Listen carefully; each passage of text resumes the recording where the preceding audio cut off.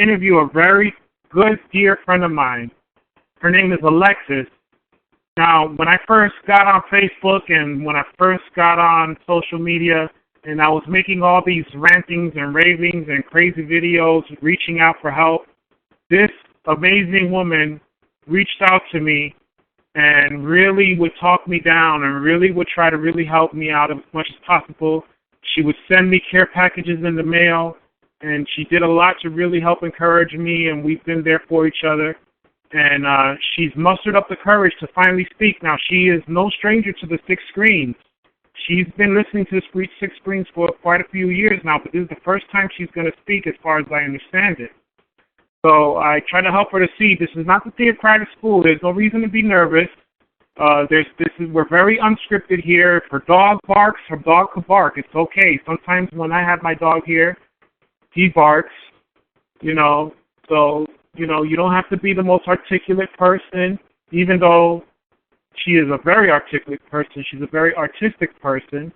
So I want everybody to get to know her and know her story, know our story, and what we've been trying to do. She's one of the founding members of the XJW Real Understanding for PTSD, Anxiety, and Depression group I have on Facebook. So, Alexus, are you there with us? Alexus, if you're there, press *1 to unmute yourself. What's your... Hello, Josh, I'm here. Hi, how are you? Okay, Hi. So I'm glad you're with us. Good, thank you so much. Okay, so Alexus, I kind of went a little bit, talking a little bit about how I met you and stuff, but maybe you could just kind of introduce yourself, tell us where you're from, and a little bit of your background. Okay. Well, the name that I use is Alexus Daring, and I grew up in the state of Maine, and then I ended up becoming a witness. I was not raised as a witness, but I do want to make the point that, because I've seen an awful lot of posts over the last year and a half about how people that weren't raised as a Jehovah's Witness don't really understand. And in my book, that's not really true, because we all experience that undue influence, which is also, as we know, mind control and brainwashing. But so my point is, I grew up in a high-control household by a parent that had severe mental illness that went unchecked, and then the other parent was an alcoholic. So for me to accept the witnesses and what they were saying, it just fed right into all the stuff that I feel like I was in a cult when I grew up in my household, but I answered to just that one person. But anyway, I grew up in Maine and ended up becoming a witness out in California. And I was a witness for almost 25 years. I was married to an elder. And I know you're going to ask me other specific questions, but the long and the short of it is I was inactive for 10 years, and then I went back again to the witnesses in 2013. And then last year in January, I woke up.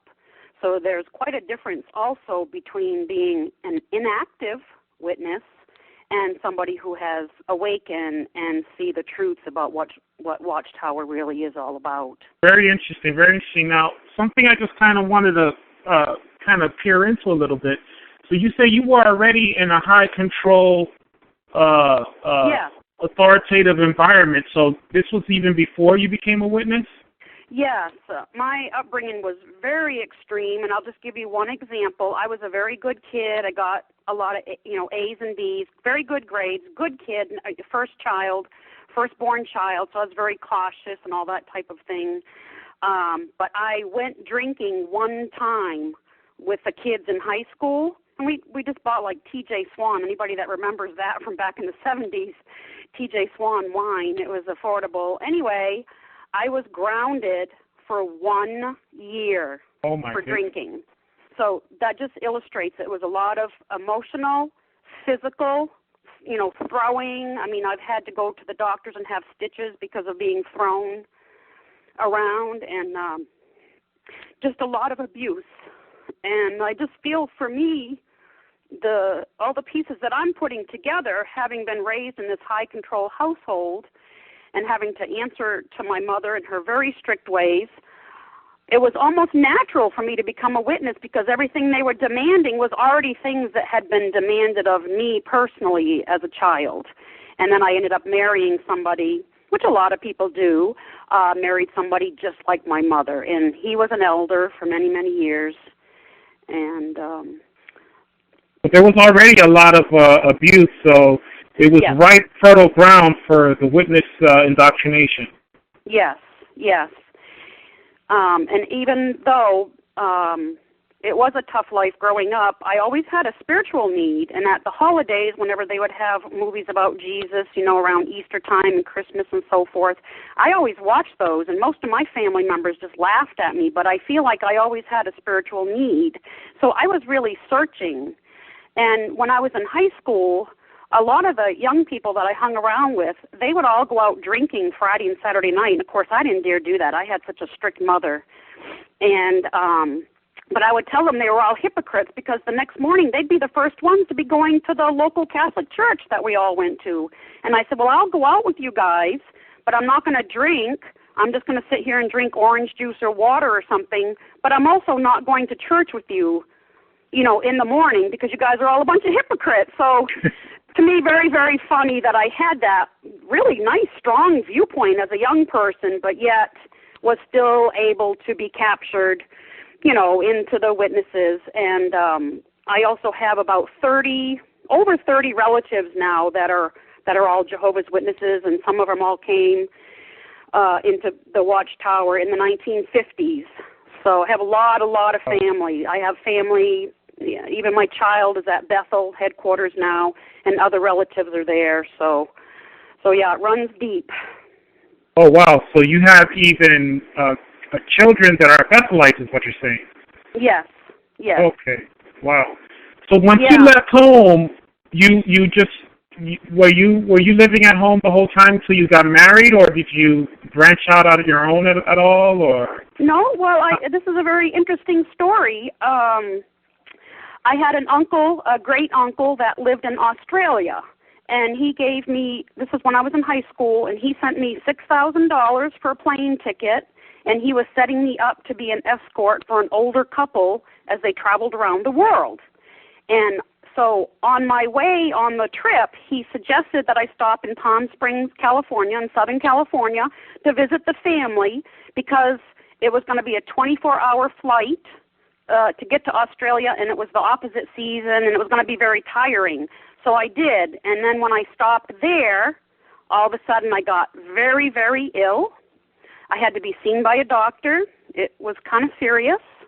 And in the meantime, all my witness relatives that I'm there in California visiting, they're all witnessing to me. And, you know, like I say, as a youth, I had a spiritual need. I tried to read the Bible. I never could make heads or tails. I would go to the Catholic Church. I was sent to go to church by myself, and I couldn't make out anything that anybody was saying, and I wasn't really learning anything. So now here I was in Southern California. I was sick. And then the other thing that happened, this was in 1980 when Continental Airlines went on strike, and my ticket to go to Australia was with Continental Airlines. Well, one of my aunts, who was a witness, said, I think it would be so lovely if you took a limousine from Palm Springs down to Los Angeles instead of flying, because you'll have the fun experience of being in a limousine. And I said, oh, that's great. So I went to have that part of my ticket canceled. The kid that was working there was new, accidentally canceled my entire ticket for me to go to Australia, the entire thing. And then 2 days later, Continental, this was in December of 1980, Continental Airlines went on strike. And then one of my uncles, who's been an elder for umpteen million years, was a Bethelite. He spent a week going back and forth to airports trying to find somebody that could put my ticket back into force.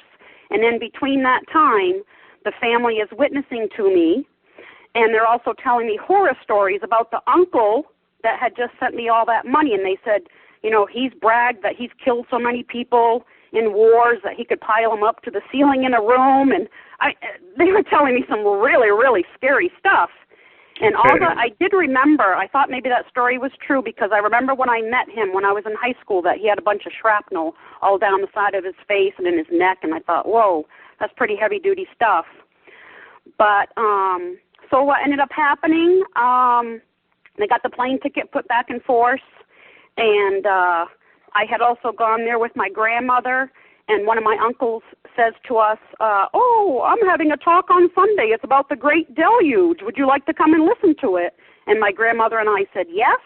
2 weeks later, we decided we were going to move there and live there in California and become roommates. And we started studying 2 weeks later. I hadn't even been to a meeting yet.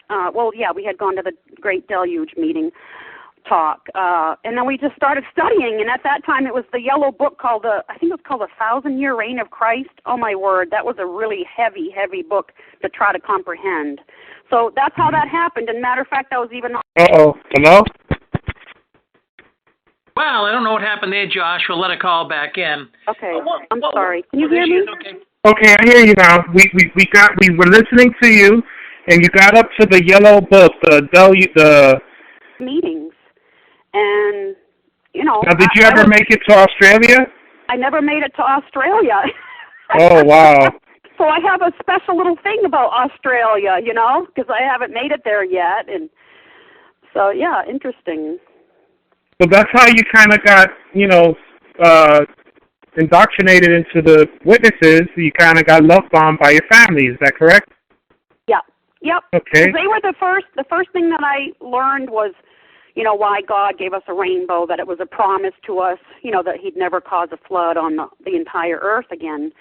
So I just felt like they were answering my Bible questions. They were showing me stuff from the Bible. They were my family, my relatives. And I always had Bible questions, for so many years growing up. And so to me, it seemed like it had the ring of truth. And so I just started going to all the meetings. And matter of fact, I was so gung-ho, I would study. My grandmother and I would have our study with my aunt and uncle. And then I said, well, the book study is such a deep lesson, I feel like I need to study it extra. So I asked some pioneer sisters in the Kingdom Hall if they would study with me. So I studied twice a week. Wow, so you were really dedicated. Yeah, I thought it was the truth. I was a true believer. Okay. So there was obviously, you kind of answered one of my other questions, like what were some of the things that attracted to you about the religion? So you were having a lot of Bible questions answered and things like that. So you met your husband around this time? Yep, met him. He was a new convert also. He was the only one in his entire family. Matter of fact, I think he was living in Southern California, but it was a young brother from the local convention was pioneering all by himself and came to my ex-husband, he's my ex-husband now, came to his door, and my ex-husband bought everything that was in that kid's book bag and read all the books in 2 days. So he was coming in around the same time I was coming in, and then we got married in, a few years later in 83.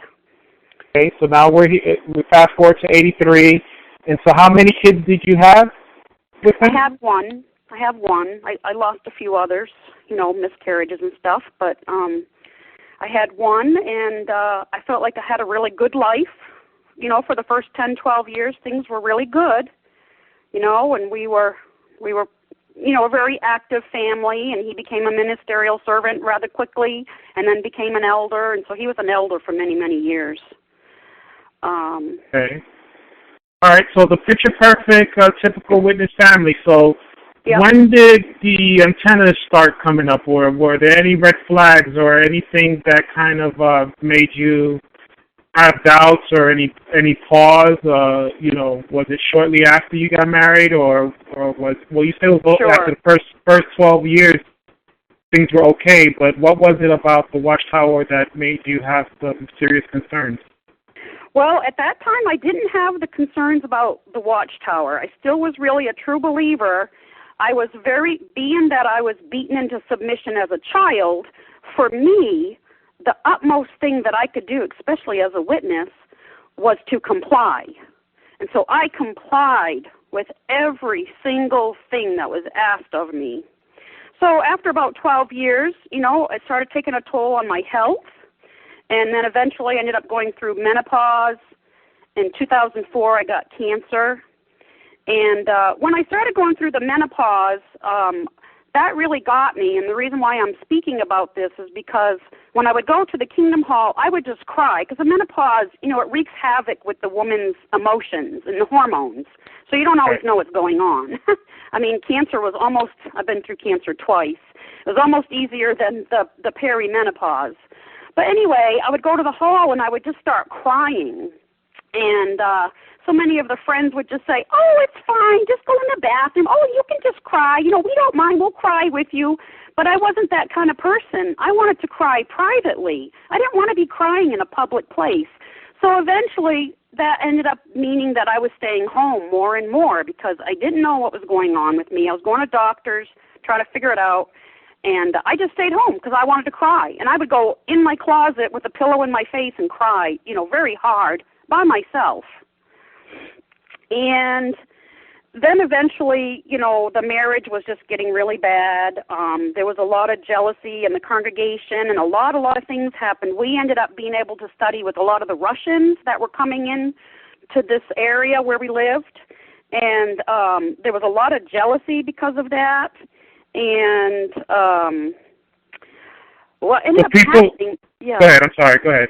Well, he just was talking to the friends a lot because of this jealousy, and eventually it got so twisted that eventually he would tell me stuff like, well, all the congregation believes the same way that I do, and you're the only one that believes it that way. You know what I mean? It was us versus them in my own marriage, and it was just taking a major toll on me. So for the last 5 years of my marriage, I was inactive. And then I was inactive, once I went through a divorce, I was inactive another 5 years. So I was inactive for a total of 10 years before I went back again. So did you get any help or support from the elders when you were going through all these things or any kind of No, one time they wanted to have a shepherding call on me, and I just couldn't. I remember this one time. I mean, there were little things that I would see, and it was more like other people and personalities, but a lot of it was just me trying to comply with my husband, and it was just a very tall order, and it was just taking a toll, on my health. The whole submission thing, right? Yeah, and it wasn't even because, I was going to show him or I was going to tell him off. I'm not even that kind of personality. It just something was wrong. So when I did leave him, he confessed to me that he hadn't been rooting for me and he hadn't been siding with me for many years. Like, for example, when my daughter was a teenager, she got in a little bit of trouble, and I immediately went and told my husband what happened. I told him, he immediately got on the phone to the presiding overseer, and from there, they took care of the whole thing. I never knew one thing. I never had any say. And my ex-husband, my husband at the time, he had heard at a convention a brother say how they had taken the door off their child's bedroom, and they thought that was such a great punishment for them because it didn't allow them to have privacy and stuff. Well, my husband at the time, he really liked that idea, so he completely cleared out our child's bedroom. He only gave her a mattress, a blanket, and a pillow, and he even took the door off. And This whole time, I have no say. I don't know what's going on. I just know my daughter was very young, and she had to go into the elders, and she went by herself. But I didn't even know the whole story. I mean, it was just insidious. So anyway, there was just a lot of stuff like that. But, okay, I'm sorry. So did you have another question? No, you're doing great. You're kind of painting a very vivid picture. We're getting to see. It just sounds to me like you were just in the marriage, and even though you're a parent, you were just kind of invisible, not having any say on anything. And I see this happen a lot. I'm going through that with my wife now. It's like everybody in the congregation seems to have an opinion or input or negative things to say about the marriage, and it seems like it's the congregation fighting, pulling my wife to their side, and they're all against me. But yet this is my mate. So I don't know if that was kind of similar to what you were feeling. Yeah, similar. Yeah, because like I said, it became us versus them. Every time he'd come to me now, he'd say, oh, I was talking with the brothers, and they feel so bad for me because you're so sickly. What? Like a backhanded kind of understanding, so to speak. You know what I mean? Like, he's trying to let me know, like, oh, they really feel for us. But really what he was saying is they felt for him because he was in a terrible plight. But I'm over here sickly. I've had 11 surgeries. I've gone through cancer twice. You know, just a lot of health issues because this whole time I had gone to therapy on and off, and I was trying to sort everything out. So now, you were going to therapy back in the 80s. That was a big no-no, wasn't it? Yeah, I think what happened in our situation and probably happens in other families where they're the elders is that you are the exception. It's like everything's okay. Not that we did anything bad, but yes, I did go to therapy some.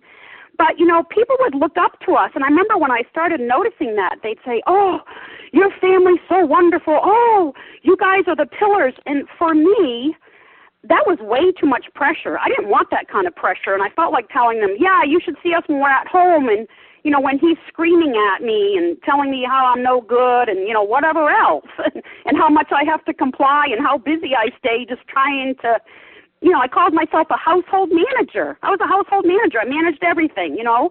My ex, because of his work, he was out of state frequently, but he was an elder. And, you know, it's sad, but people, you know, there really is a pecking order. There really is a hierarchy. And they just, like, really looked up to us. And it was like, no, please don't do that. We're just people. That's really how I felt. So I never took advantage of that or anything.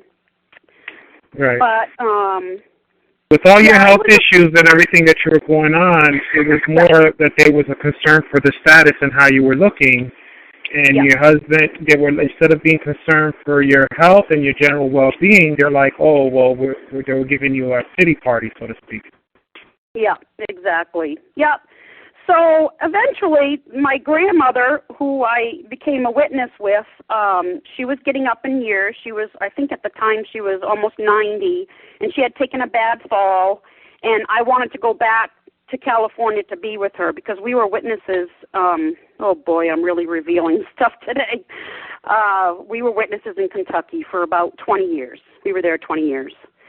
And so anyway, I wanted to go back to California because I wanted to be with my grandmother. And so that's what we did. We moved back to California. And my grandmother, at the end of her life, because she had been a witness all the same 24-plus years that I had, and she did a lot of stuff. She always baked cookies and pies and everything for all they used to have bake sales, which really floored me, that the Kingdom Hall had bake sales. I had never heard of that. But my grandmother did all that. But I have to tell you, this is very funny because she empowered me. And at the time, I was inactive when we moved back to California. So I'd go to visit her every day. And she didn't want to be bothered with the witnesses anymore. She had seen through it. And I actually had an oncology therapist. It was a free service. And I was able to talk to him. And he says, yes. He says, your grandmother is at her point in life where all the stuff in the periphery, all the stuff on the side, doesn't matter. She's just looking towards the end of her life, but she sees all this as nonsense. Anyway, that gentleman helped me so much. I just went to see him like 3 or 4 times. But anyway, so when the witnesses would come visit my grandmother at the nursing home, she would pretend she was asleep because she didn't want to be bothered with them. So I was inactive. I started playing music, going to open mic nights. I am actually a professional spoon player. I play the spoons professionally. I get paid for it. Yeah, and, I've seen the videos on YouTube. You're very good. Man, you go really fast with those spoons, man. You really on beat. I go fast. Yeah, I go fast. But anyway, so she would just empower me. Her and her roommate, I'd go in there and say, oh, guess what happened, blah, blah. And she'd say, fiddlesticks. You just stand up straight and you just go do what you want to do. And then one time I said, oh, the elders want to talk to me. And she'd say, oh, just let them do whatever they want to you. So she was really helping me. But we still didn't know it was a cult at that time. And so anyway, I had, I eventually left my husband. I went and told my grandmother. I was very afraid because she was like, at this point, she's 92. And I was so afraid, she, it would give her a heart attack or something. And I said, Grammy, I've got something very serious to tell you. And so anyway, I said, I'm leaving my husband. And first thing out of her mouth was, good. I'm glad. He's a mean, mean man. Okay. Good for you, Grandma. Yeah. Grandma. So she empowered me. So I started playing spoons. and I play guitar, and I sing, and I play a lot of instruments. I'm not good at any of them. I just have a lot of fun doing it. But my grandmother was the one that got me to start playing music at nursing homes and senior centers and all that. So I left my husband and, got my own place, and then eventually I moved back here to Maine. And so I don't know how much time we have. I don't know what you'd like me to. No, well, we started kind of late, so just okay. we could just keep going here. Like I said, this is not NBC News. Okay. But you said your grandmother started seeing a lot of things as nonsense. Yeah. Was there a point that you started seeing anything as nonsense, or just anything to show you? Oh yeah, it was absurd. It was absurd because one of my pioneer cousins had said she was having a party, and I find out I'm still living at home. I'm still married, but I was an inactive witness, okay? And then my child and my husband were still witnesses, and they were still going to all the meetings and out in service, and she was a pioneer and all that. And my cousin was having a party, and so she invited my husband and my child. And when I found out, my feelings were very hurt. I'm just a person. I have feelings. And so I went to the nursing home, and I told my grandmother. Well, my grandmother, out of innocence, I think she told one of her sisters. Anyway, it went through the whole grapevine. I got back to my husband, and he said to me, he says, you go back to that nursing home right now, and you tell your grandmother and her roommate that you were wrong in mentioning that about your cousin not inviting you. You didn't deserve to be there, and you go and do this because you're bringing reproach on Jehovah's organization. So I went over there like an obedient little woman that I had been, and I walked in their room, and I'm shaking like a leaf, and I'm starting to cry, and I closed the door, and they both stood up like, what is going on? And then I told them, and they just laughed. They said, that's absurd. We never thought anything of it. So what? So what? You vented and said your feelings were hurt because your own blood relatives are inviting, the rest of your family, but they're not inviting, me because I was inactive at the time. So, yeah, just really ostracized and really judged. So I really went through all that while I was inactive. And the main part of your being inactive was because you were sick. It wasn't because you weren't trying to be a good witness. Right. I know. Had health issues. Yeah, exactly. So eventually, like I said, I left him, got my own place, and then I thought, well, gee, I should move back to my home state because I have relatives that are non-Jehovah's Witnesses. That will be good for me. Anyway, it hasn't gone very well since I've been here, but I am determined to make myself have a cute little happy life. But in 2012, I got cancer again, and at the time, my partner that I've been with on and off for about 5 years now, he's always been a Bible person but never believed in organized religion, never went to a church, just has his own faith, was kind of raised that way, very, very healthy thinker, and has good ideas about what his interpretations are of the Bible. So between him talking to me about the Bible, me having cancer again, and still thinking that the witnesses had truth, I went back. I told him in 2013 I was going to go to the memorial. I said, if you want to go with me, great, but I'm going to be really serious about this, and I'm going back. So I did, and when I went back, I actually had no hair. I had lost my hair from chemotherapy, and I stayed there from March until the following January, so that would be last year, January of 2014. During that time, the elders met with me 4 times, just because I had been inactive. And they said one of the times they had to have an extra meeting with me, they said, well, the community knows that you've been living with a man, so they just kept saying this over and over. They said, your case is very unique. This is very, very unique. We don't know how to handle this, so we're going to go, we need to talk to the circuit overseer, so it's going to be a while till we get back to you. And I'm thinking, what the heck? What the heck, people? I was just inactive. I want to come back, and I was getting ready to sell my house. I was going to do everything so I could pioneer, even with all my health problems. Right. And anyway, So, and you're going through chemo at this time. Yeah, I had just finished the chemo, went to the Kingdom Hall at the memorial with no hair. Oh, wow. When I was going through cancer, my non-witness families, now remember I said I was raised in a high-control household with a very mentally ill mother who doesn't tell the doctors, what she's going through. I've been to psychiatrists and psychologists, and they all have told me that my mother's just crazy. Like if somebody in the family would say something to her, because we would move to our camp, my grandparents' camp in the summer, and if they down to our house. I mean, just crazy stuff. So 6 days before I went in to have a body part removed because of cancer for a second time, my own flesh and blood family and one of my siblings sued me. So I was served a summons 6 days before I was going in for my cancer surgery. And it was pretty devastating. And I found out that they were trying to do it quickly before I went in for my cancer surgery, just in case I died, because they were. Oh my goodness! They were trying. Were these witness family or non-witness family? Non-witness family. Mom with mental illness, dad's an alcoholic, sister's an alcoholic. Yep. So you went back to Maine thinking, okay, let me get away from the witnesses and then go back to the worldly people, but that didn't work out so great either. Yeah. And you know what? Just as a little side note, I remember, too, telling the elders that when I was in California before I had moved back to Maine, I remember telling them that one night my ex-husband tried picking the lock in the little place that I was renting. And he had a flashlight and he was trying to pick the lock.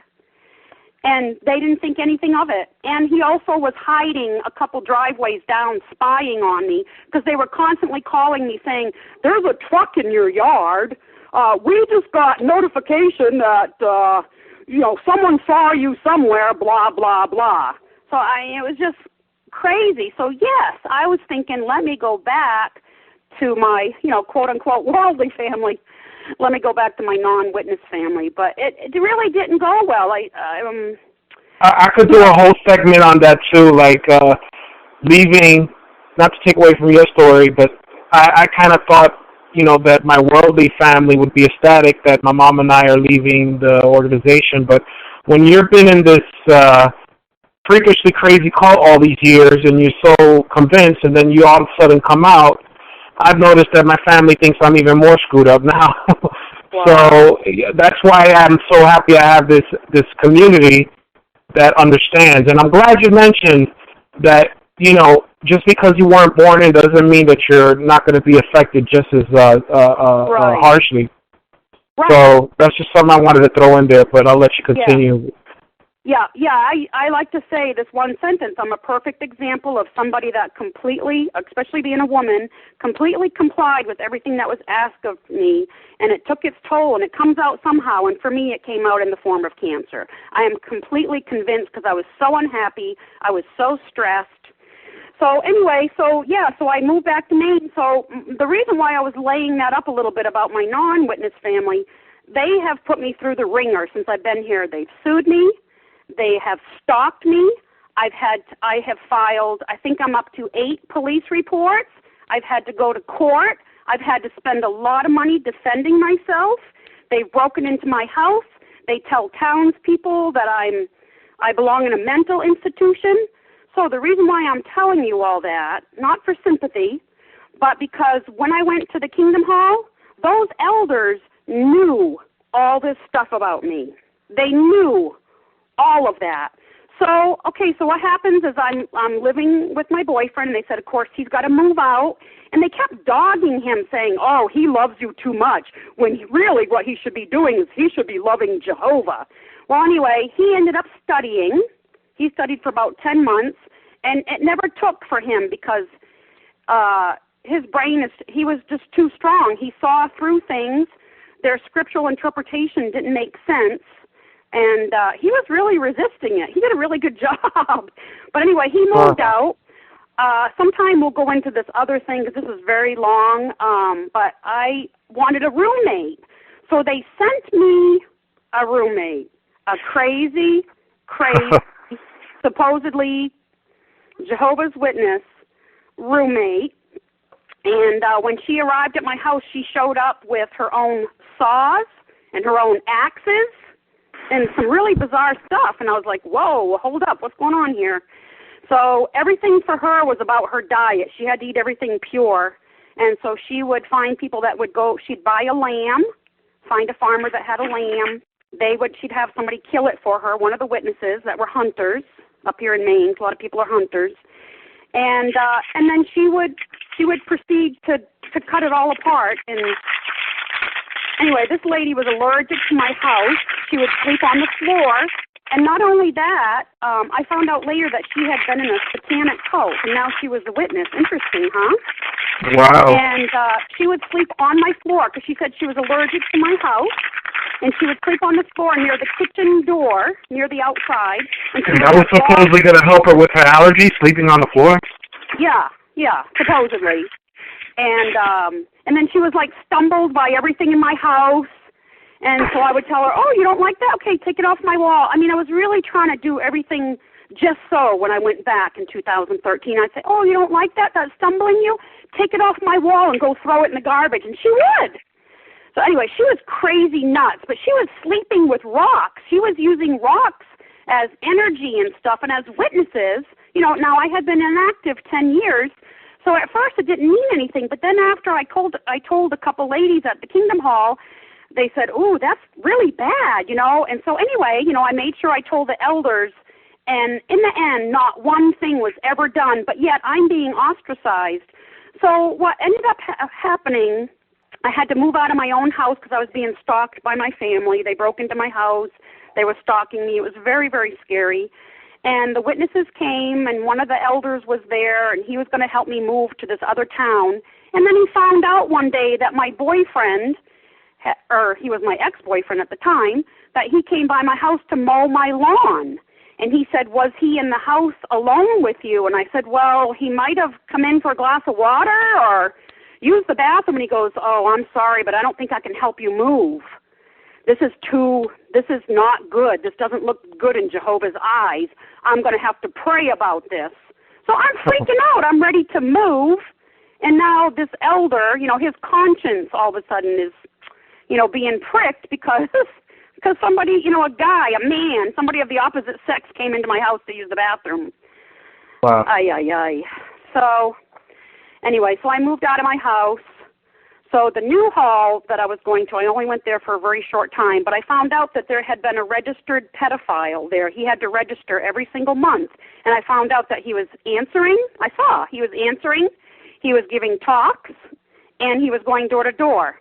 So when I went last January of 2014 for my last meeting with them, they said because I had played at my friend's dad's wedding, I played 2 musical songs on the mandolin and I sang. They weren't religious songs, but because it was in a church, they were very concerned. And what they said to me is, we cannot let you comment still. We cannot let you go out and field service, because we don't know if you're going to be able to restore your reputation in the community, because you played those 2 songs at a funeral in a church. That's just crazy. Yeah, it was extremely crazy, and I'm sitting there, and in my mind, I'm dying, but on the outside, you know, I'm keeping my little submissive behavior, making sure, you know, my legs are together and my skirt is down properly and my hands are folded. They never shared one scripture. The one brother, elder, had the nerve to tell me, well, you know, if you just hang around with the people in the congregation, you know, that really helps you to stay in the nucleus. And I said, well, that's what I'm trying to do, brother. But, you know, you're not letting me, you know, people keep asking me to go out in service, and now I became like a pariah because they figure I must have been doing bad because the elders weren't letting me go out in service. And it was all because I had lived with somebody, I had been inactive, and now they were saying the new reason, this went on for 10 months, and the new reason now was because I had played music in a church. Meanwhile, there's a known registered pedophile giving talks and going out in service, but you can't go out in service because you let a man use the bathroom or drink some water in your house. Exactly. And so you're bending over backwards, doing everything in your power to try to be deemed worthy, to be acceptable to God in the eyes of these men. And they're allowing a known pedophile to roam around in the congregation and have all these beautiful privileges. And all you want to do, you're even taking in people that are Satanists into your home, sleeping with rocks. I mean, that just, this is the type of thing that Rick would put on his Jehovah's Underground show. A lot of the occultism and crazy stuff that happens that the average witness would think, well, that's just crazy apostate talk, but you lived through it. Oh, I lived through it. She was scary. At the very end, I gave her the date when she needed to go. She was playing games with me the whole week leading up to it. And that day, it was that day or the day before, she had herself holed up upstairs in my upstairs bathroom. And what did the elders have to say for bringing this crazy person into your life, into your home? Did they have anything to say about that? Oh, nothing. The one elder, I couldn't even reach him on the phone because he was supposedly at a quick build, okay? Okay, yeah, so I went upstairs. This is how scary it got. I'm going to tell you in a couple sentences. I go upstairs. I said, you're my guest. Open the door and talk to me. And she opened the door.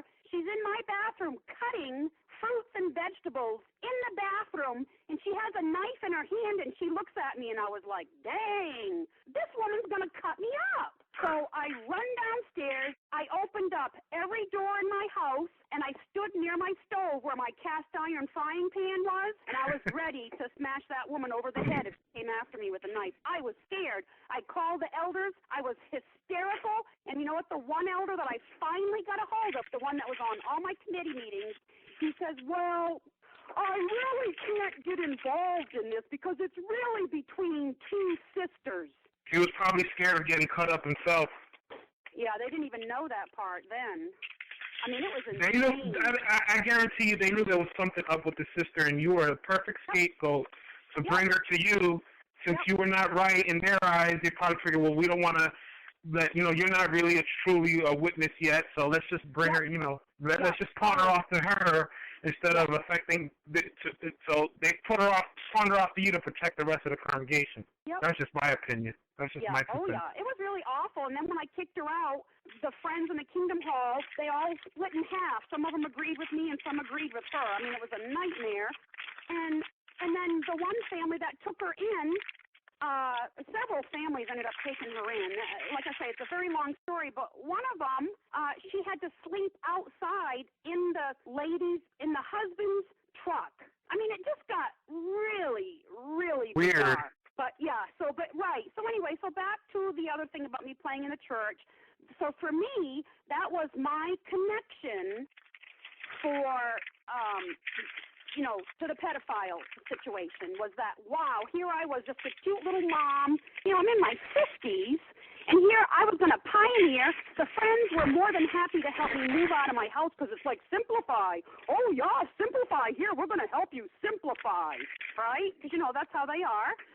And it was just really crazy. So that was my connection, is they wouldn't let me, just a cute little mom, a person in their 50s, gone through cancer, been really battered around and really beaten and battered around most of my life. And yet I couldn't do that, but yet a known registered pedophile could have carte blanche, could do anything, right? But anyway, so last year, so that's what woke me up. So after I came back from that meeting, because they didn't even share any scriptures with me, I couldn't believe it. I was just floored. I cried all the way home. I had nobody. My boyfriend, he had his own apartment. He wasn't my boyfriend anymore, but, he had his own life going on, and I was alone. And I did talk to my JW child a little bit, but, now I'm being fully shunned. But anyway, I started doing research, and the first two things I learned was about the United Nations membership, and also when I saw the pyramid-shaped headstone that is just a few feet away from Charles Russell's headstone that was erected by the Watchtower. Those two things blew me away. And by the third day, and I'm doing this all by myself, by the third day I knew they were a false prophet. So that was the very, very end of January, because my last meeting was the one where they told everybody to obey, even if it doesn't make sense to a human standpoint. And I literally looked and leaned and twisted my head all around, looking at all the friends in the Kingdom Hall, and they were all looking directly ahead, nodding as they were saying that. And I was like, okay, something's seriously wrong here. What is happening? So, and then from there, I kept going online, and it was like, there's got to be people. And I remember seeing videos of the barbecue. It's like, how do I find these people? And finally, I think I saw John Cedars, maybe it was his website, and then I Facebooked him, and he was the one that gave me the link for the XJW Recovery Group 3 in Facebook, and that's how it started for me in my recovery. Okay, very good. So that's where the recovery. Now, where do we cross paths? Because, so what has helped me, being online, this has been my therapy, because I've gone to therapy, and it's good, but it costs money, and it takes time. For me, I was getting unconditional love, I was getting validation, and I was getting support that I have never gotten in my entire life. And so I've been an artist my whole life, but I was dogged for that also. So it wasn't until I was 40 years old I could say, I am an artist. And I'm okay with it. I'm like probably the most normal artist, because people think of artists and they think of really weird, spacey kind of people sometimes that, you can't have a normal conversation with. But anyway, I was able to say I'm an artist. I opened up my art group online there, and I named it. There was already somebody else that had a smaller group that said XJW, so I couldn't use that. So I put the name of my group, where you and I met, was Cult Survivors, Arts, Crafts, Right. and Hobbies. Because the other art group was more for like people, like if you're an I don't know what happened there. Hello? Hello? Can anybody hear us? Hello? I don't know what happened. Okay, I hear you now. Okay. Yeah, I don't know. It was some message just broke in on my phone. So, okay. Anyway, so that's where we met. We met in my art group, and I remember it was Brandy Hodges that had welcomed you that day, and the minute I saw your art, I was clicking it, I was talking to you, and I could see you were really having a hard time, and I just swooped in, like you said, and we became... Really, and very suicidal at that time, if you remember. I was really panicky and felt very, very alone and like a fish out of water and very afraid. And you sent me these wonderful care packages in the mail, and you sent a nice card to my mom, and you've been a big sis to me. And we started being in your group and seeing all the other groups, I started making videos online, reaching out for help, and I joined the PTSD group for XJWs, and instantly I got attacked. Like, why are you making all these videos? People thought like I was just trying to just get attention. I'm like, yeah, I'm trying to get attention. I mean, we all needed attention. I was in a destructive mind control cult. And then they kicked me out of the group, and then somebody brought me back into the group, and then somebody else complained. So I said, that's it, I'm making my own group. Yeah. So I remember I made my own group, which is XJW, Real Understanding for PTSD, Anxiety, and Depression. And you were one of the, and I made you an administrator, and Saffron and a few other people, and that was a little over 3 months ago, right? Yeah, maybe even more. Yeah. Maybe like 4 months ago, 4 or 5 months ago. Yeah. And I had no idea. Then not too long after that, I found out about Six Screens. And I remember the first time I ever spoke on Six Screens, you sent me a message saying, "Oh, I'm hearing you on Six Screens," right? Remember that? Yes. And then, right after my first episode of Six Screens, somebody joined the group and said that they were contemplating suicide. Yeah. And listening to all of us on the Six Screens helped her stop. And so then I started feeling, maybe this is a calling. This is something we got to do. Now, do you realize how big our group is now? Oh, in your group? Well, it's our group because we started together. Well, our group now is up to almost 600 people almost. Wow.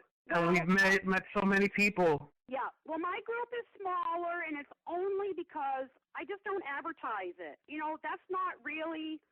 yes, I want to help people. So what I have found for me is that I have to stay really positive, because last year I was suicidal. I did take a knife to my wrist. I had done that 2 other times when my marriage was bad, when I was a Jehovah's Witness, but never went so far where I had to be hospitalized. And I've had post-traumatic stress disorder my whole life, and I fight depression. And then since the second time I went through the cancer, I have serious anxiety. And I mean, half the time I don't even know I'm in it. So I'm trying to help myself to learn to recognize it. So when I see people crying out, I see them posting stuff. For me, I kind of want to make this little point about activism, because some people have this idea to be an activist, you have to be doing something extraordinary. You have to be doing what you guys are doing, a radio show, a huge group that's got 600. No, I'm here to tell you, no, you don't. I have helped so many people. I have made good friends, but what I do is I do send packages, I do send cards. I think I've sent at least 30 people just since last January or February, since I've been on Facebook as Alexus Daring. I've sent at least 30 people cards, money, gifts, just to let people know they're not alone. I mean, some of these people have flipped out. You think I gave them $1 million, but the point, it's not about me, but it's about being there and helping others. And being an artist, even when I went back in 2013, a couple of the elders came in the house and they saw some of my art, which some of it's weird. A lot of my art is abstract, but I just let it flow out of me. It helps me. This is how I heal. But they were judging me. They were saying stuff like, oh, your art's so creepy, and I'm getting creeped out, and oh, I can't look over there. That's so horrible. Stuff like that. And I said, wow, really? I'm sorry to hear that, because the dolls that I make, the art dolls, are purely for healing. I'm part of a online tribe of women that make medicine dolls. They're healing art dolls. And so that's why I made my group, because I wanted people to feel comfortable, even if it's just a silly hobby. I know a couple of the guys collect hats, and I have tried to encourage them, please post pictures of you being silly with your hat. And right. So, a lot of people have been able to express themselves and, show another side of themselves and things that they do at home to, keep plugging along in life. Well, your art group is very wonderful. It's very healing. I always look at it. I want to promote it. It's XJW Cult Survivors.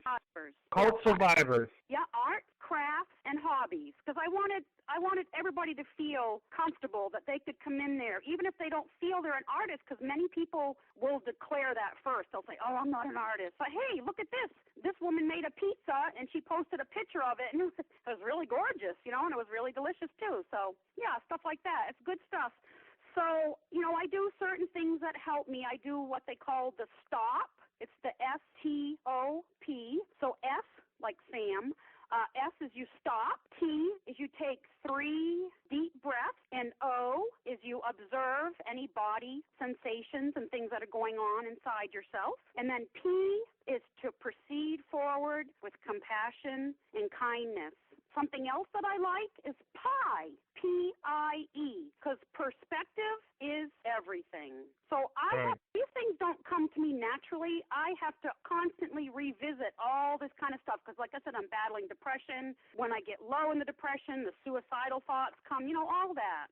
And so I have a chalkboard that I keep in my kitchen. I write myself little notes or funny little ditties or whatever I want to write there. And I make myself divert my own attention. If I start going down that rabbit hole where I'm just crying and I'm being shunned and everybody hates me, I just tell myself, next.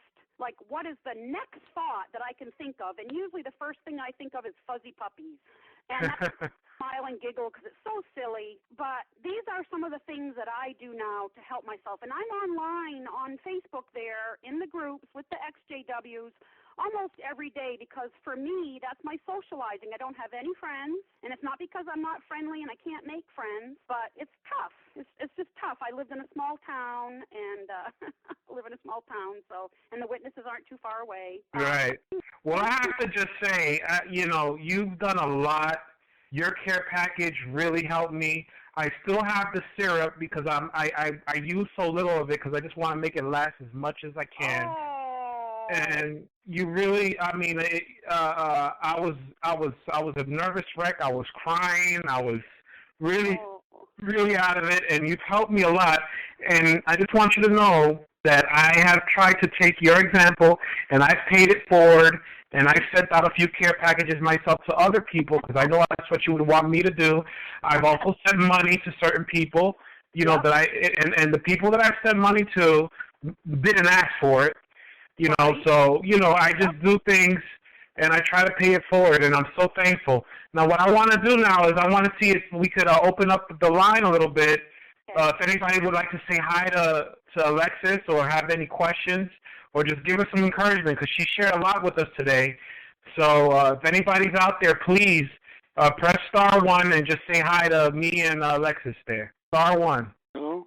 Hi there. Hello. This is Joe. I was wondering, maybe you said this and I just didn't catch it. Can you give us an inkling as to what was in the care package? Was this some food or something? Oh yeah. I'll let Alexis say that. Oh, well, I know it was filled with a lot of Maine goodies. I actually did have the store do it for me, but I know it had the maple syrup. I think it had blueberries because Maine's known for blueberries, so it had blueberry jam. I think it had cheese. Yep. Oh, the cheese. Oh, my goodness. That cheese was so good. It was so good. I'm allergic to cheese, but I love it. Oh, wow. And I think there were two other things. But like today, I just sent a package to somebody, and I sent her a pair of tie-dye looking socks, and she's going to get such a kick out of it, you know.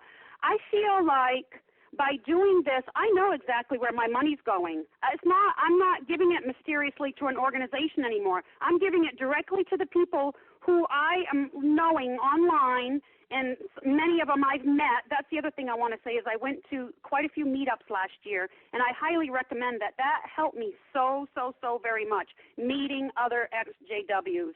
But anyway, I do the care package thing because I'm, like you, Josh, paying it forward, and I know right where my money's going because I know exactly what I'm doing, and I'm doing it for that individual that's in need. And another thing I want you to know, when you sent me that pear package, I took the syrups and some of the candies and the different preserves. It was like you sent me also a can of preserves. It was like a jam. And we went out to a diner that morning, and I was really still upset about the watchtower and stuff like that. And my mom was really thinking that I was just letting the apostates get to me, and that she was like really panicky, thinking I was losing it. But she saw that care package and how happy I was to have it, and we all ate breakfast, and we didn't use the syrup that was at the diner. We used your syrup, and we used your jams, and it was able to put a human touch to the apostates in their mind. You're not, I'm like a contradiction. In one sense, I like the word apostate, in another sense, I don't.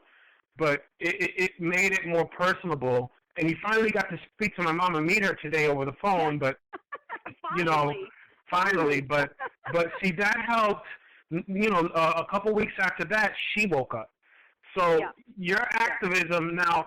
Me and Rick, we like to protest. We like to have the show. I was talking about, we have 600 members. I just want to make it very clear. It's not that we're trying to brag or say that we're doing more than anybody else, but it's activism like what you do behind the scenes, modestly, humbly, is what gives me the fuel to want to do what I do in this way. Wow. So that is what keeps me going, because when I'm out there and when I'm trying to do everything that I'm trying to do, I'm still thinking about that care package that you sent me and all the love I've received. Wow, that's pretty heavy duty. Thank you. So, anybody else have any questions? How about you, Rick? What do you think about our friend here? I think Rick is having some technical difficulties again on the suite.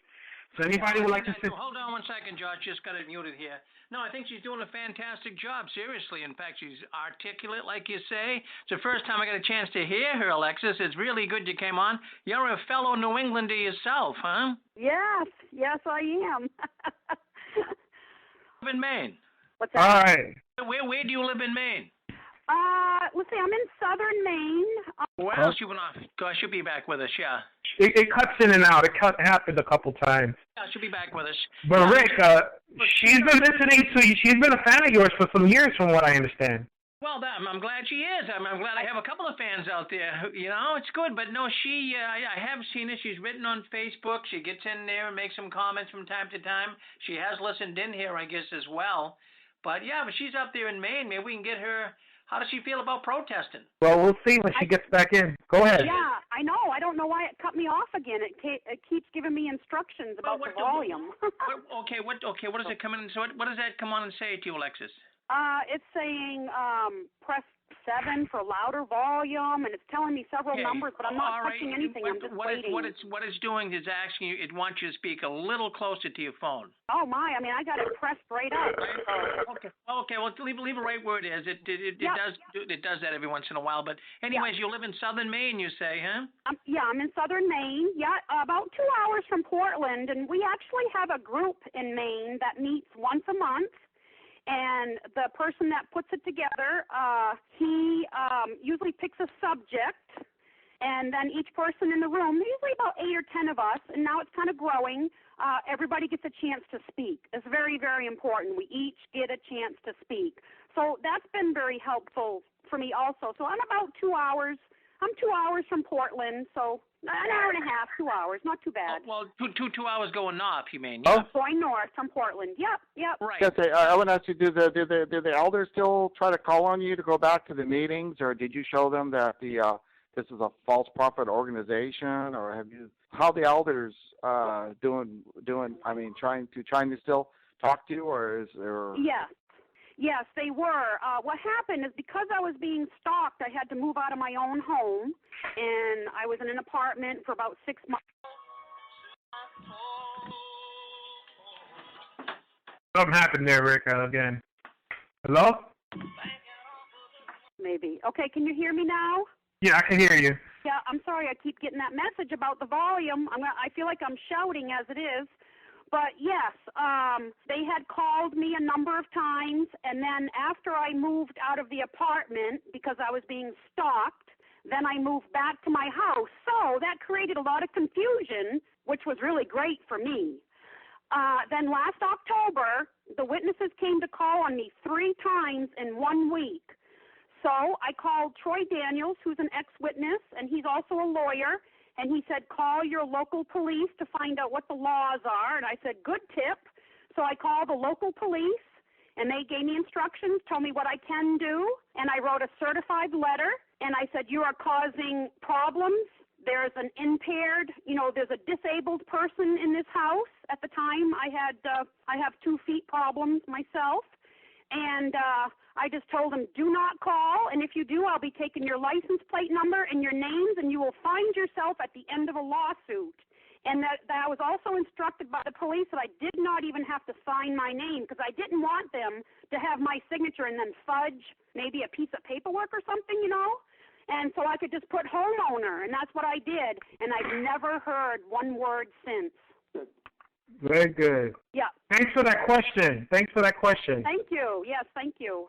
Anybody else? I hope we're not running over time, Rick, because we started a little late. No, go ahead. Take a few more minutes. Yes, go ahead. We got, it's a very fascinating story.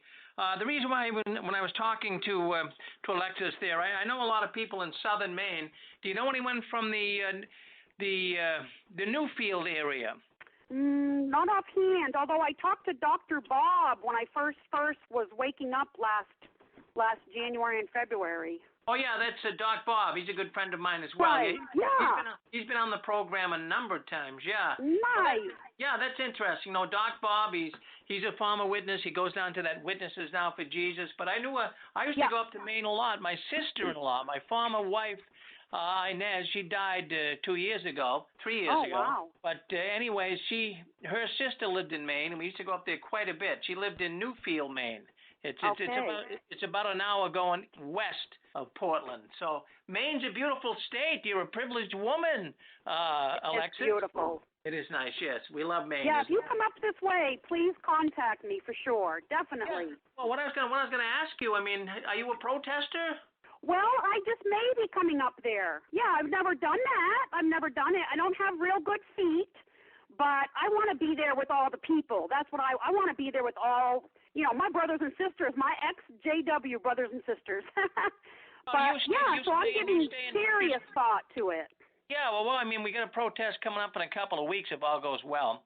We're going down, but if you like, we'd even help you out a little bit. We could probably get you down there. We can talk more about that off the air, but we're trying to round up some of the New England people, which would be great. Exactly. Well, that's what I would need because I would like to share the driving with someone. I have a car, but I suffer from daily migraine headaches, so driving long distances is a challenge for me. Well, no, you just come. You'd come with us. Don't worry about that. We'll help you out down there too. I'll get some extra rooms, and maybe we can get a few of you girls together and roommate. Susan and I are going to be going down. I got a couple other people coming down here from the 6 screens, but we got a couple. And I'll be there. And who's that? I'll be there. That's Josh. And then if anybody messes with my big sis, I'm gonna knock them out. What are you doing? Bragging about it or what? Yeah. All right. No, we're trying to help you. We're trying to get up about 6, 7 people, and we're going to go down to Jersey Center, Jersey Assembly Hall. That's the Stanley Theater. I'm still waiting. Johnny the Bethelite, he's going to tell me tonight what the date is for the annual meeting. Now, of course, we have to realize this is a great place to protest, Alexis and Josh, because the thing is, we're going to have all these mucky-muck elite witnesses. They're going to have to walk right in front of us, and they're going to be going in there, and then they're going to be broadcasting this thing. I mean, they're not going to see it on the big screen, but they're going to be being broadcast to a number of kingdom halls around the world. But we're going to be right there at ground zero. I'll get a permit, so we shouldn't have any problem. No one's going to get arrested. If we do allow for one guy to get arrested, we'll allow Josh to go off for us. Yeah, I'll go in there. I'll walk up in there and talk about how they're full of a bunch of pedophiles and how they break up families. I'll run in there. I don't care. Well, if I do come to the protest, I'm going to wear a V for Vendetta mask because I do have family there, and I just really don't. I don't want people seeing my face. I feel like they don't even have the privilege to see my face. So I'll be there with a mask. Well, you can wear a mask. We get another person wearing a mask too. And I have a V for Vendetta mask too, but I won't always have it on because I'm not afraid anymore. Yeah. We're trying to get the anonymous people. The anonymous people, they some of those representatives might be there with us as well. They've got a bone to pick against the Watchtower. And then what I'm trying to do is contact some, people that are against child abuse in New York area and see if we can't get them out to protest against the Watchtower. So, geez, if we could get 20, 30 people, I'm going to call the newspapers. We could get the New York Post. We could get the New York Times. And I think we could get some traction with this, Mm-hmm. Yep. I'm going to dress up as Big Bird. All right. Yeah, one guy. I look like Jeffrey Jackson. Oh, yeah, no. If it's Jeffrey Jackson, it's Uncle Fester, and you have to have a light bulb in your mouth to say new light. Can I wear my tight pants? Oh, my God. Oh, yeah.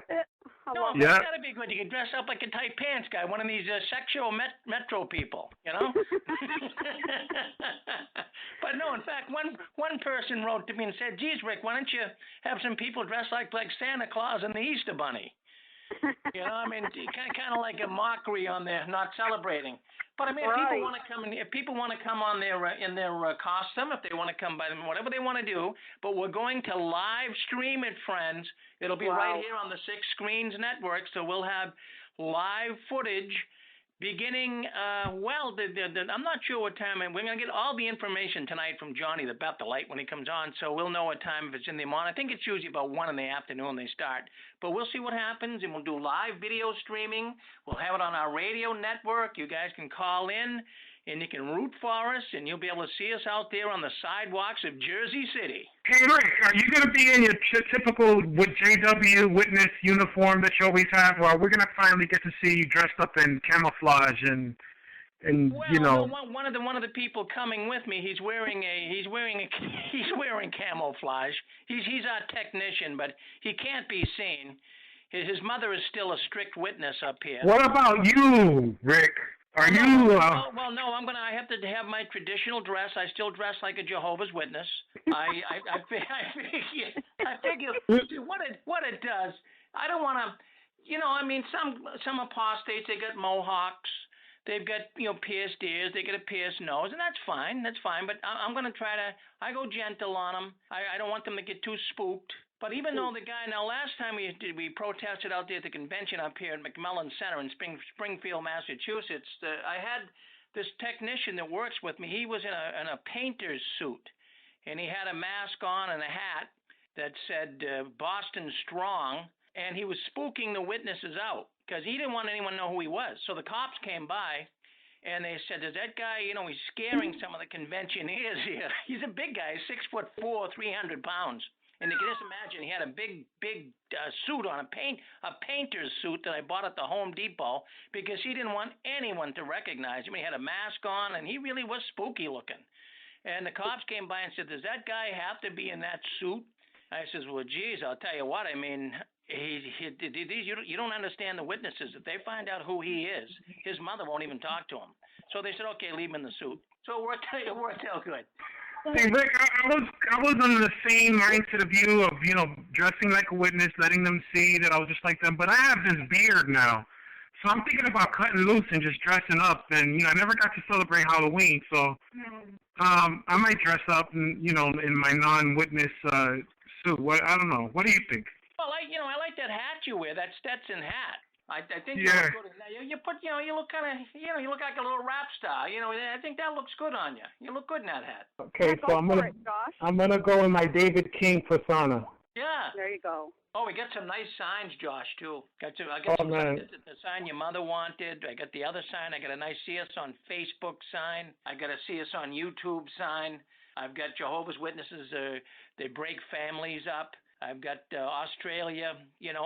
First, don't hide Australia, witnesses. We're finding out about it in America. Some beautiful big banners, because I'm in the sign business, so I can make some really nice signs. Oh. Yeah, so I got some really good. If you ever see our protests, we got some beautiful, high quality, big, easy to read signs. And if anyone has any ideas for a sign, you can write me at jwworldnews@gmail.com.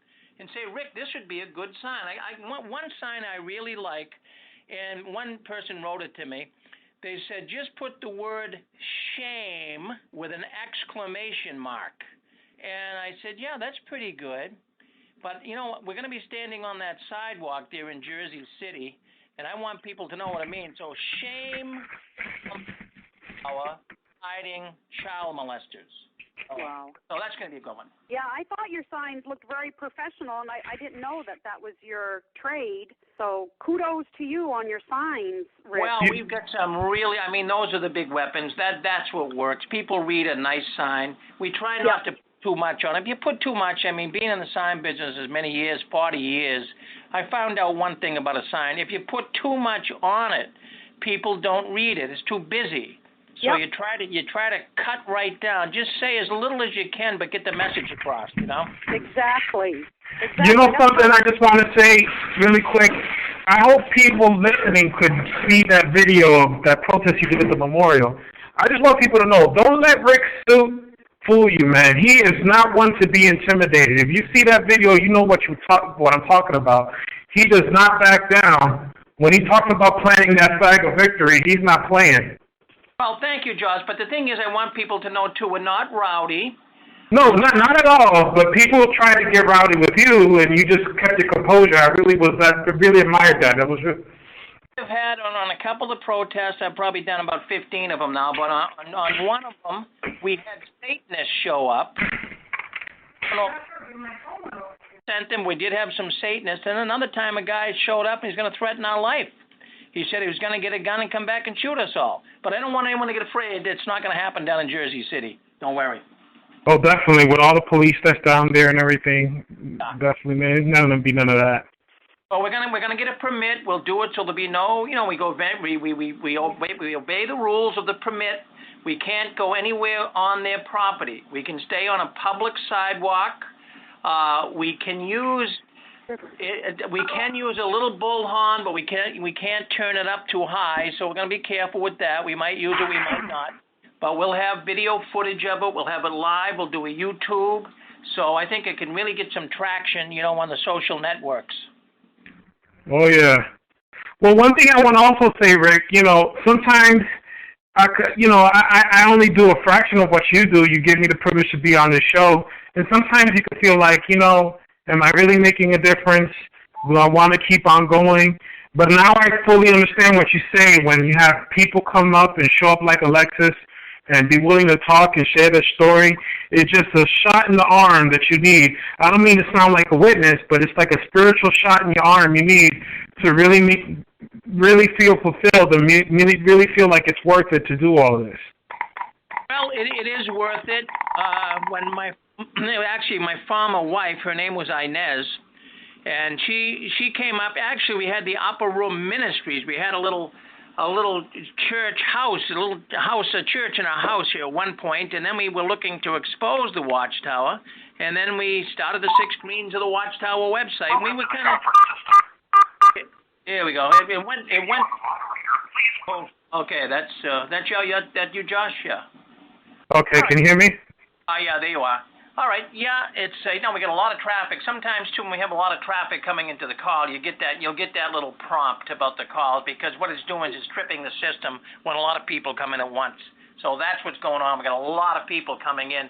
As it starts getting, after Labor Day, more people come into the broadcast.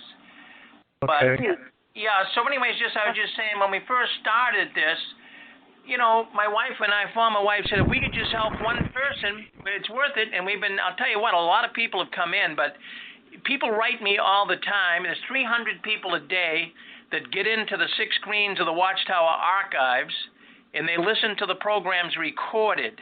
And that's a lot of people do that because they can't listen live because their relatives who are witnesses might be listening. So they listen to those archives, and I'll tell you, I get calls, and they mention you guys, and we love Josh, and boy, the guest you had on the program really did a good job. So we're all on a big team here. We're all on a big time. I get encouraged by you guys, even though sometimes I figure I'm even running the program from here, because I get encouraged too. We've all sat down. We all ate at the same table. We've all been touched by the tentacles of the Watchtower. Exactly. Oh, yeah. Yep. So that was nice what you said, Josh, that it's like a shot in the arm, because I feel like some days like, oh my gosh, I need to just take a break. What am I doing spending so much time here? But then when somebody private messages me, because I feel like now, I've lost my child. She's shunning me once she got to Bethel. That was it. And so now I have lots of daughters. I have lots of surrogate daughters. And just the other day, somebody private messaged and said, I really need someone to unload. I've got a serious decision I need to make. Is there any way I can talk to you on the phone? Stuff like that. So when I'm there and I'm available and I'm telling people, hey, PM me if you ever need anybody to talk to, I'll Skype, I'll do anything, then it's really worth it. And it is. It's like a shot in the arm, because sometimes you think, oh, man, am I spinning my wheels, or is this enough, or whatever? But it really is. And like you said, Rick, even if we just help one person. Well, we've won. What we all have to do, and I learned this, is we never want to lose the luster. And what I mean by that is you want to sound excited. Josh sounds just as excited now as he did the very first time he had his radio program. He never lost that luster. And I'll tell you what it does. And we don't want to be lulled to sleep with it. And we can be, because we talk a lot about the same things. But when I married my new wife here, Susan, she's a former witness too from Chicago. And when I married her about 2 years ago, I met her 2 years ago. We're married about a year and a half. But she, she's new out of this, and she said, Rick, you know so much more than I do.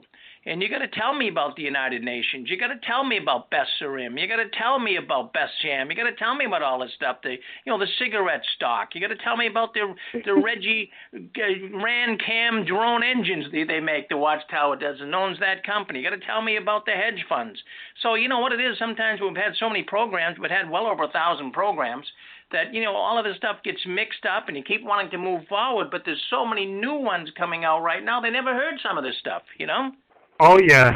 I mean, the Rancam was that whole debacle, that was like the nail in the coffin for my mom. Once she was already kind of coming out. She had went to an apostate barbecue where I met one of Alexus's surrogate daughters, Brandy Hodges, at that barbecue, by the way. Yeah. And that was all the way down there in Pennsylvania. But she still was not ready to fully leave. She just was wanting to observe what I was doing. But when she saw that Rancam thing, that was it. She said, I had enough. The heck with the governing body. I hope my mom could say hello. Say hi, Mom. She's listening in, by the way. Oh. Press *1.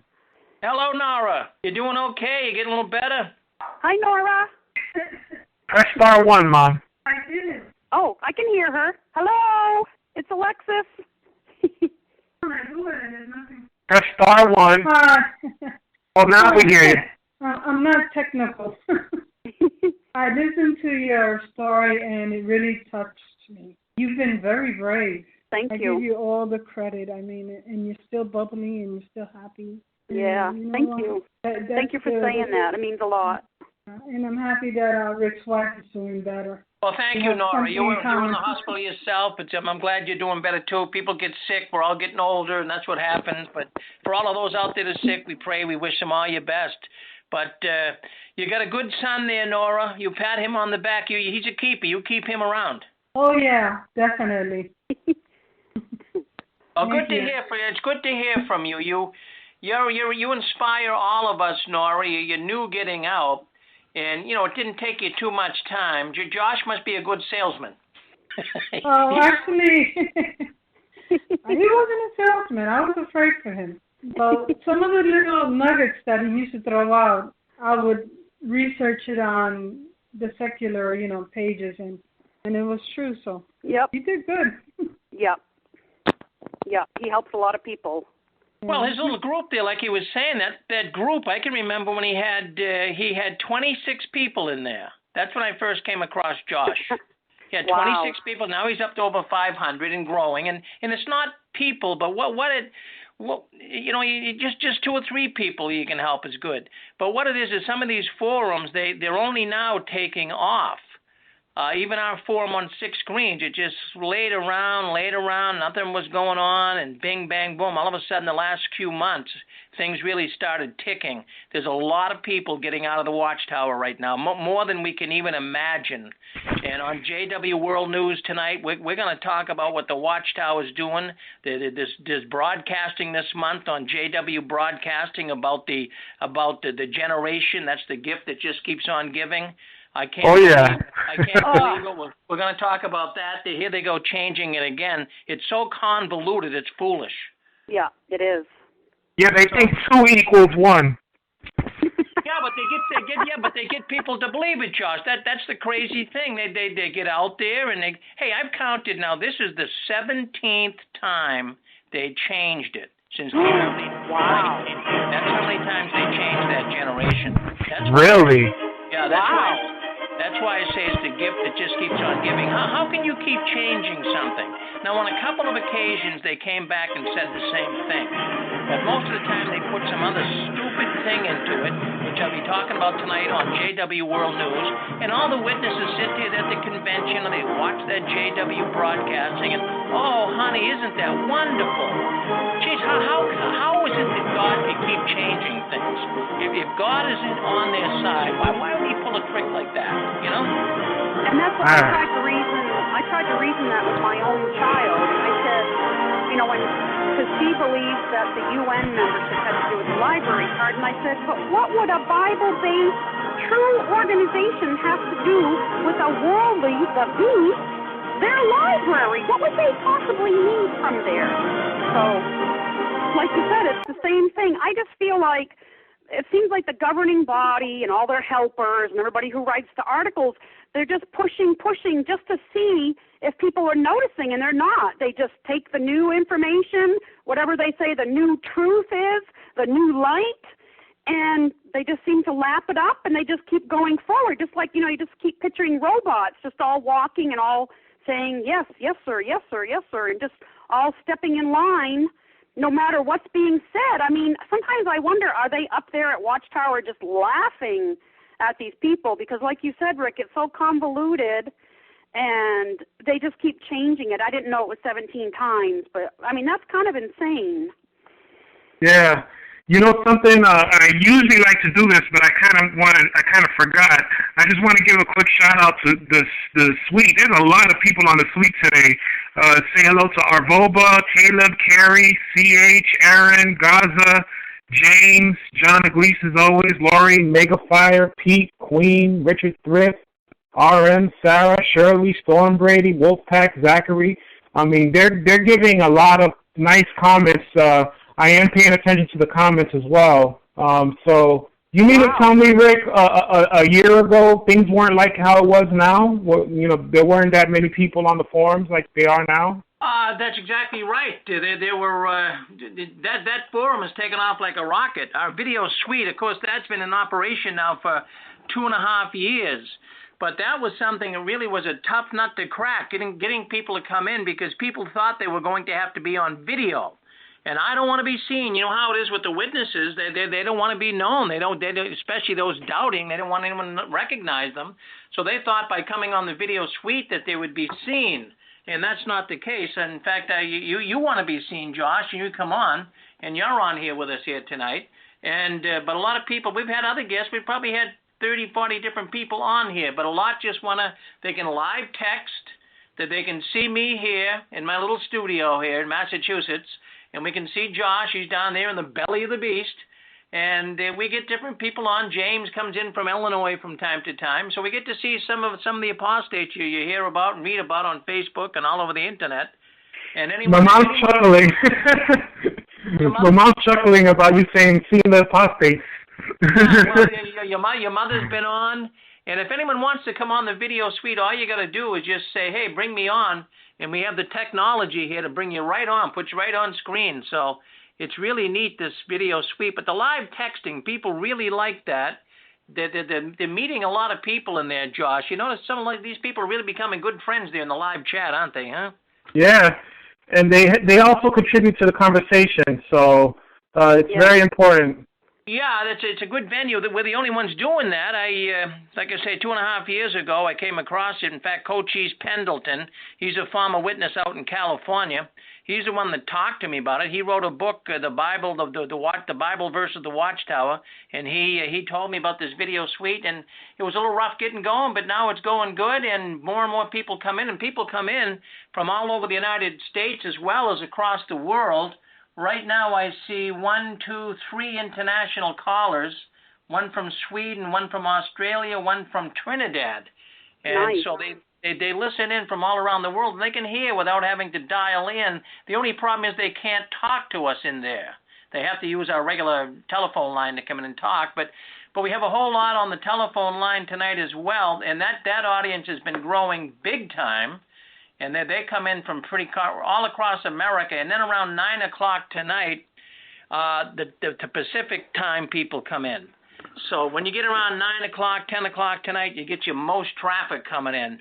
And they come in from California, Oregon. They're starting to come in now. I see some people in from pretty much all over the place. We got them a lot from California right now. Well, New York, Florida, Kansas, Virginia, California, Minnesota, I'm not sure. PR, where is that? Puerto Rico. Puerto Rico, right? I wasn't thinking of Puerto Rico. Kansas, California, Hawaii, Utah, Florida, Texas, Massachusetts, somebody else, Pennsylvania, California, California. We have anonymous people. I don't know where they're coming in from. New Mexico, Oregon, Virginia, Florida, Louisiana, Virginia, Texas, Ohio, Maine. That's I believe that must be Alexus, and California, a bunch from California, New Jersey. And the list goes on. Plus we got them on our listening in right off of our website. So we got a lot of people, and then they come and go. And I don't know exactly.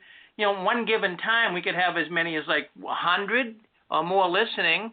But then what happens is during the course of the night, it's hard to really, because people come and go. They listen for an hour, then they go off, and you could land up with 400, 500, 600 people coming in through the course of the night. You just no way to tell, Well, it's good. And so that goes to show we're a very diverse group of people. Yeah, so what it's doing is it's growing. They're all telling their friends, and, they'll call up once and they'll call back, or maybe they go out to eat, because these programs go on. These programs start beginning next week, it's starting at 4:30.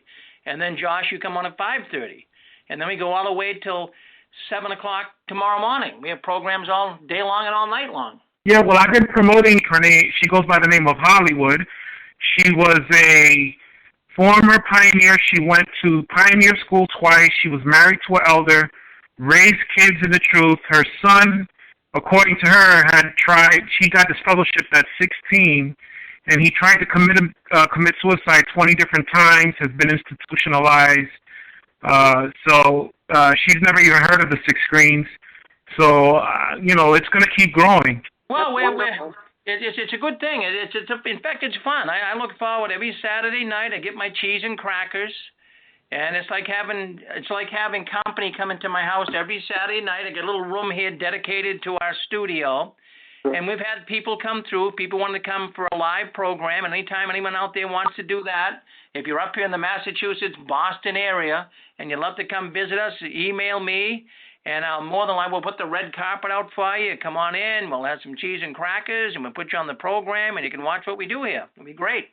Someone has talked to you. Wonderful. Well, speaking of cheese and crackers, I really need to go get some food, but I just really want to thank you so much, Josh, and I want to thank you, Rick. Thank you for having me on here. A couple weeks back, I came really close to calling in and being part of the conversation, and I just let myself get too nervous. So this may have been the catalyst to help me get over my nervousness. I do like the sweet. I tend to forget sometimes that it's going on, so I'm trying to have people remind me, like Josh. But thank you very much. Last year when I first woke up, I guess my story wasn't salacious enough, and others that I was told to go speak to other people, and I did, and they didn't want to hear my story. So, I mean, that's okay. I get it. But we're glad you told your story today. Yeah. It was a great story. Yeah, because to me, everybody has an important story. Everybody. That's part of feeling validated, is that we need to be heard. And so, anyway, I just really appreciate it. I mean, I feel like it was just pretty much what you said it was going to be, Josh. And I hope I didn't talk on, for too long. But I really appreciated having a chance to tell parts of my story. I really do. And I thank you both very much for that. Well, you're very welcome, Alexis. We're glad to have you on. Very good job, too. I mean that. Good job. Thank you.